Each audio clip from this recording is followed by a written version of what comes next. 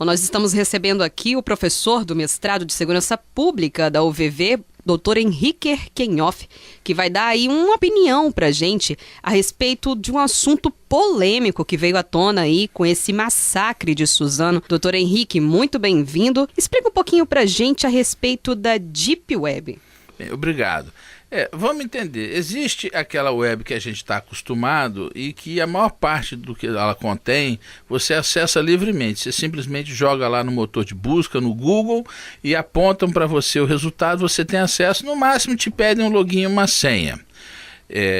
Mas existe uma outra web que não tem esse acesso público, que você não aparece nos mecanismos de busca, mas que também não tem necessariamente nada de ilegal. Por exemplo, os prontuários médicos dos pacientes do SUS não são mesmo para ficar disponíveis para as pessoas, né? Eles têm o direito a um sigilo, mas precisam ficar disponíveis para os servidores do Ministério da Saúde, dos vários postos de saúde.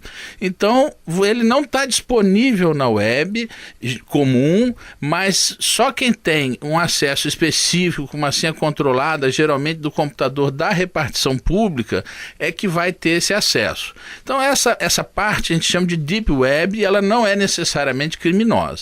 Uma parte da Deep Web é que a gente chama de Dark Web, é onde se passam realmente essas ações ilegais. Ali você tem site de tráfico de drogas, sites de terrorismo, de pedofilia, de todo tipo de coisa. Entre outras coisas, esses sites onde se reúnem essas pessoas aí dispostas a praticar atos terroristas. Doutor, tem algum tipo de punição para quem utiliza ou para quem comercializa na Deep Web? Por exemplo, na Deep Web a gente sabe que tem tráfico de drogas e também tem tráfico de humanos, né?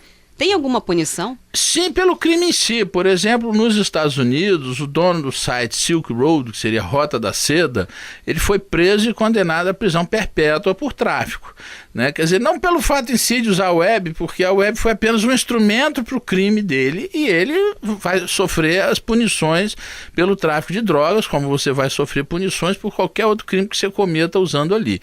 Os crimes cibernéticos, propriamente, eles acontecem mais nessa surface web, nessa web visível, que são aquelas fraudes para roubar sua senha do banco, ou então ofensas à honra das pessoas.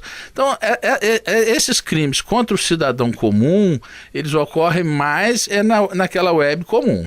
Certo. Doutor, uma outra questão também é uma pergunta assim, recorrente, né? A Deep Web está numa linha ali de internet subterrânea, se é assim que a gente pode dizer. O Estado hoje, os poderes de segurança pública, conseguem ter acesso a esses usuários de Deep Web? Conseguem, né? Tanto que, por exemplo, a gente viu a prisão desse dono da Silk Road.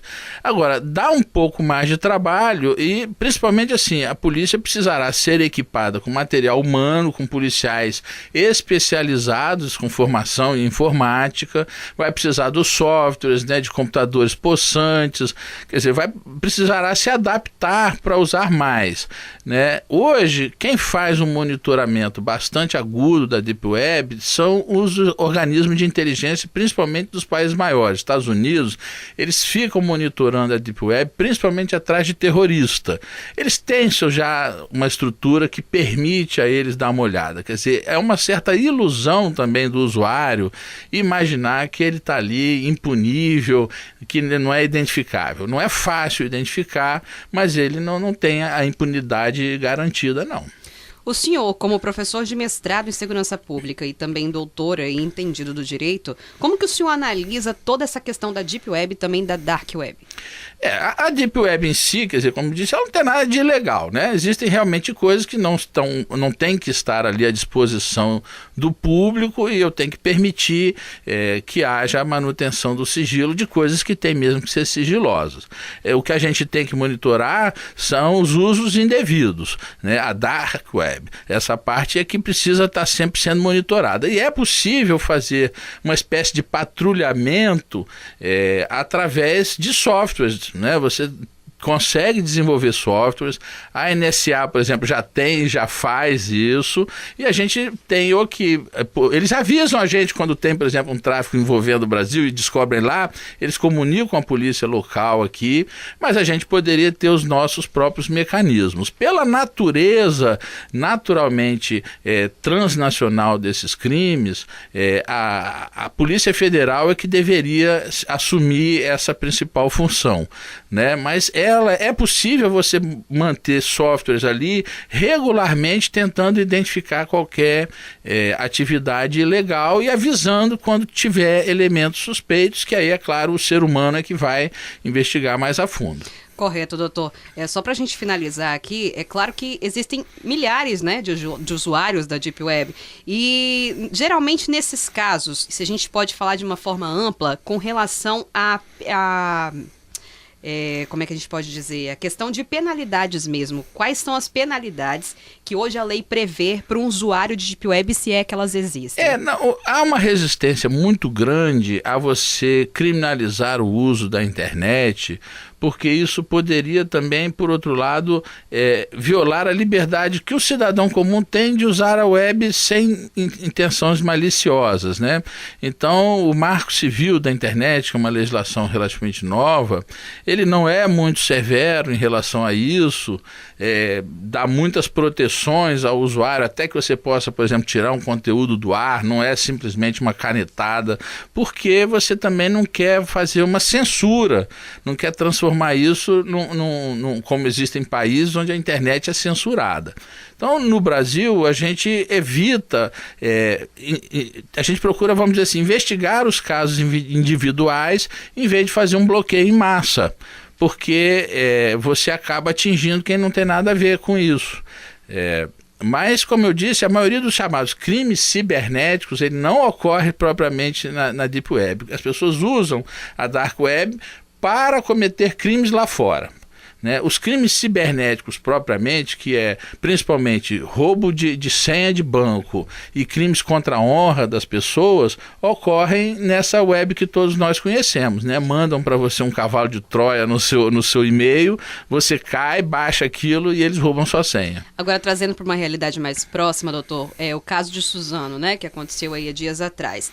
Esses meninos, se eles não tivessem tirado a própria vida, eles poderiam ser punidos mesmo enquanto um menor, né, e o outro era de maior. Eles poderiam ser punidos de alguma forma? Não, é claro, porque eles mataram pessoas, né? Então, se não fosse a morte deles, um responderia como maior por todos aqueles homicídios e o outro, embora menor, certamente receberia uma medida socioeducativa, né, de internação, isso não tem a menor dúvida, né? E isso independentemente deles terem aparentemente usado a Dark Web para planejar o que eles iam fazer.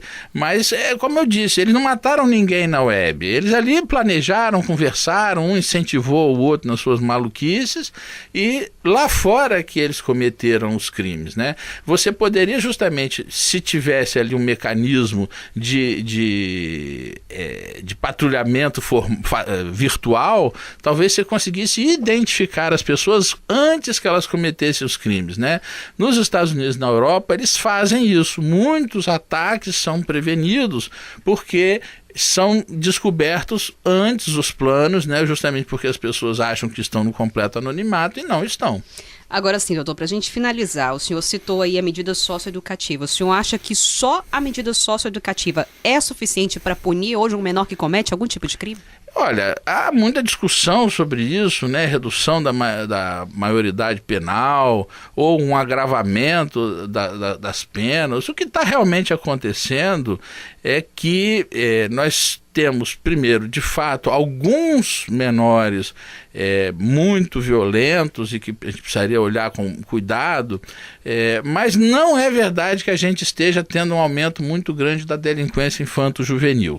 Quer dizer, isso também vamos dizer assim, você tem casos pontuais de uma gravidade absurda, como a gente viu aí, beira a insanidade, né? Eu duvido que esses rapazes fossem mentalmente equilibrados, mas, na verdade, isso assim, do envolvimento do menor com a violência não é um problema que tem se agravado, e é um problema que tem outras medidas mais importantes, como você melhorar as escolas, que, vamos dizer assim, é muito mais fácil você tirar o menor do infrator da rua, colocando numa escola boa, que atrai o aluno, uma escola de ensino integral, etc., do que achar que você vai prender, até porque o custo de um menor preso é 3 ou 4 vezes maior do que o custo do maior, né? Então, a internação de um menor, por várias razões,